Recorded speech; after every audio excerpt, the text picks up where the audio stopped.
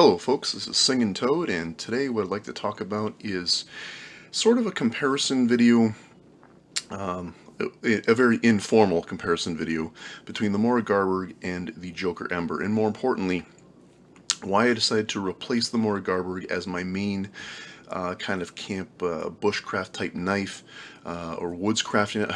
I hate the term bushcrafting. Honestly guys, every time I hear someone say bushcraft, I cringe.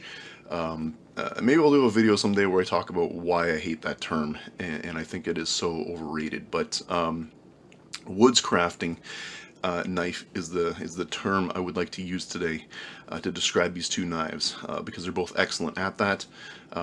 But anyway, the reason why I decided to upgrade from the Morakniv Garberg to the Joker Ember is what the topic of this video is, and that's what I'm going to get into today. So the first thing I'm going to do is get the Joker Ember out of the way, just for the time being. I'll come back to that in a moment. And I'll bring the Morakniv Garberg up. And one thing I want to do right now is I just want to give a shout out to one of my viewers who comments quite frequently on all of my videos, always something nice to say, and I really appreciate you commenting. So Andrew H60, I really do appreciate you commenting on my videos. Thanks very much for watching, and let's carry on with the video, okay? So the Morakniv Garberg. So first of all, I want to get a caveat out of the way here, and that is, this is not a bad knife, okay? If you own a Morakniv Garberg, you don't need to go running out to replace it, okay? But there's just some things that irritated me about the knife that I wanted to deal with. The first thing is the handle. Now the shape isn't bad. In fact, the handle is very nice. It's very ergonomic, whether you hold it reverse grip, you know, if you're doing a pull cut this way, you know, holding it like so, flip it around, reverse grip, you know, like this or whatever. You know, it's a very nice handle. It's going to fit in most people's hands. You know, it doesn't have any excessive choiling or anything that's going to not work for most people. The material, you know, it's not super slippery, but, you know, it's okay. I mean, you know, like Nick Shabazz says, you know, if you worked all day in the Vaseline factory, this might not be the right handle for you. But the problem I have with the handle, more than anything, is the material itself. This material is very, very brittle in very cold climates, and it's also not so durable in very hot climates. Now, where I live, I'm not really affected by extreme hot or extreme cold. You know, Ontario, Canada, we're kind of right in the middle. You know, we do get the odd really cold winter day, and we do get the odd really hot summer day, but it's not very often. But the handle material, it is kind of cheap feeling, and you know, Moras are very practical knives. That's kind of their thing. I don't know if Mora makes premium knives or not. It'd be cool to see this done in a premium fashion. But anyways, the handle material is kind of the first thing that bugs me about the knife. The second aspect of the knife is the sheath. So I'm just going to put this aside for one moment and bring the sheath in. Now, I've modified this sheath. This is not the way the sheath originally came. I added a drain hole because it had no drain hole. You know, if I fall in the drink and I'm carrying this knife with me and I want water to drain out of it, so the drain hole is punched in there.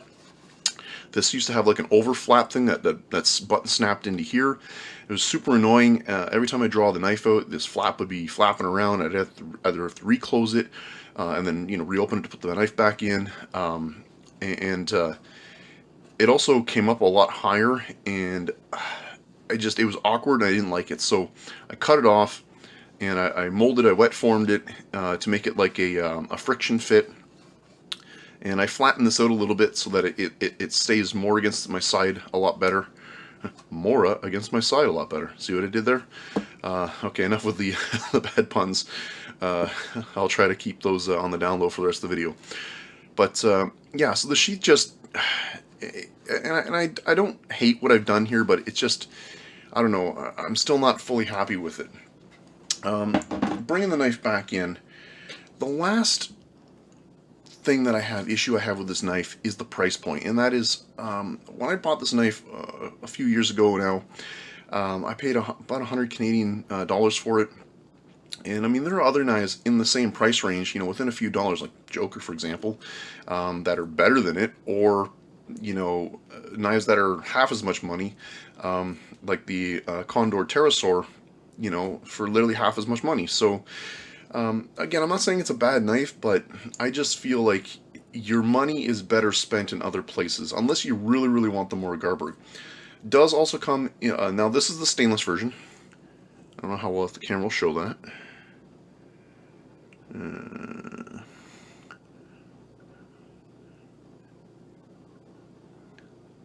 Alright, my camera's not wanting to focus today.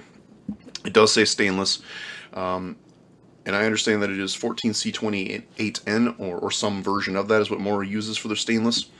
They do offer it in carbon steel, which is, I don't know what exactly Mora uses for the carbon steel, but from the research I've done, it's very close to 1095 carbon. So let's just put this up here for now, and we'll bring the Joker back in. So Joker Ember, and this guy is also in 14C28N. It's made in Spain, obviously Sweden. They claim it's a handmade knife. I don't know how much handmade goes into this knife, but for the price point, if it is truly a handmade knife, that's really, really good for the price point. I paid 120 Canadian dollars for this knife, and in my opinion, way better value.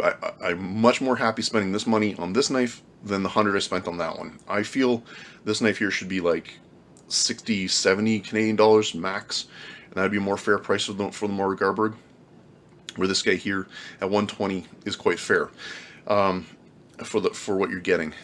So you have a little bit thicker blade steel, so it's a little more durable of a knife. It's not going to be so ideal for doing like food prep, or maybe skinning a fish or gutting a deer or something like that, but for woods crafting, you're not using your knife for that purpose anyway.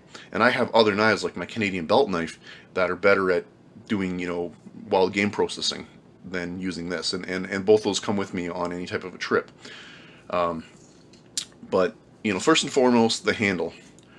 Much better handle scales. This is, I think it's micarta.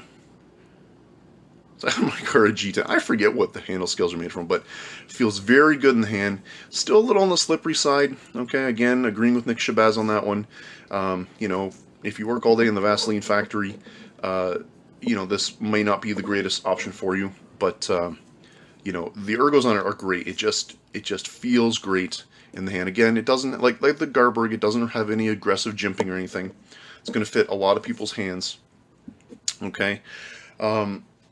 The next thing is the sheath. Where did I put it?